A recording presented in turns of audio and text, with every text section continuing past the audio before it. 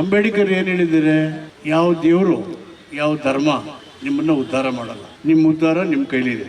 ಮಹಾತ್ಮರು ಬಂದರು, ಮಹಾತ್ಮರು ಹೋದ್ರು, ನಾವು ಹೀಗೇ ಇದ್ದೀವಿ ಅಂತ ಹೇಳಿದ್ದಾರೆ. ಇದನ್ನು ಗಮನದಲ್ಲಿಟ್ಕೊಂಡು ಸಂವಿಧಾನದ ಪೀಠಿಕೆಯನ್ನ ಪ್ರತಿಯೊಂದು ಮನೆಗೆ ಮುಟ್ಟಿಸುವ ಕೆಲಸವನ್ನ ಮಾಡಬೇಕು ಅನ್ನೋ ಕಾರಣಕ್ಕೇನೆ ಸಂವಿಧಾನ ಬದಲಾವಣೆ ಮಾಡ್ತೀವಿ ಅನ್ನೋ ಸಮಯದಲ್ಲಿ ನಾನು ಸಮಾಜ ಕಲ್ಯಾಣ ಮಂತ್ರಿಯಾಗಿ, ಸಿದ್ದರಾಮಯ್ಯನವರು ಮುಖ್ಯಮಂತ್ರಿಯಾಗಿ ಇಡೀ ರಾಜ್ಯದ ಎಲ್ಲಾ ಶಾಲಾ ಕಾಲೇಜು ವಿಶ್ವವಿದ್ಯಾಲಯಗಳ ಜೊತೆಗೆ ಸ್ವತಃ ಅಸೆಂಬ್ಲಿ 2 ಸಭೆಗಳು ಶುರುವಾದಾಗ ಮೊದಲನೇ ಬಾರಿಗೆ ಭಾರತದ ಯಾವ ಅಸೆಂಬ್ಲಿಲೂ ಮಾಡಲ್ಲ ಹಂಗೆ. ಸಂವಿಧಾನ ಪೀಠಿಕೆಯನ್ನು ಓದಿಸೋದು, ಓದಿ ಅರ್ಥೈಸೋದು ಆ ಕೆಲಸ ಮಾಡೋದ್ರಿಂದ ನಿನ್ನೆ ಸುಪ್ರೀಂ ಕೋರ್ಟ್ ನ್ಯಾಯಾಧೀಶರು ಹೇಳಿದ್ದಾರೆ, ಇವ್ರು ಕರಿಬೇಡಿ, ಅವ್ರು ಕರಿಬೇಕು ಅನ್ನೋ ವಿಷಯಕ್ಕೆ ಸಂವಿಧಾನದ ಪೀಠಕ್ಕೆ ಓದಿಲ್ವೇನ್ರಿ, ನೀವು ಗೊತ್ತಿಲ್ವೇನ್ರಿ ಏನಿದೆ ಅಂತ ಹೇಳಿದ್ದಾರೆ. ಅಂದ್ರೆ ಅದರ ಮಹತ್ವ ಹೇಗಿದೆ ಅನ್ನೋದು ಜನರಿಗೆ ಅರ್ಥ ಆಗ್ತಾ ಇದೆ.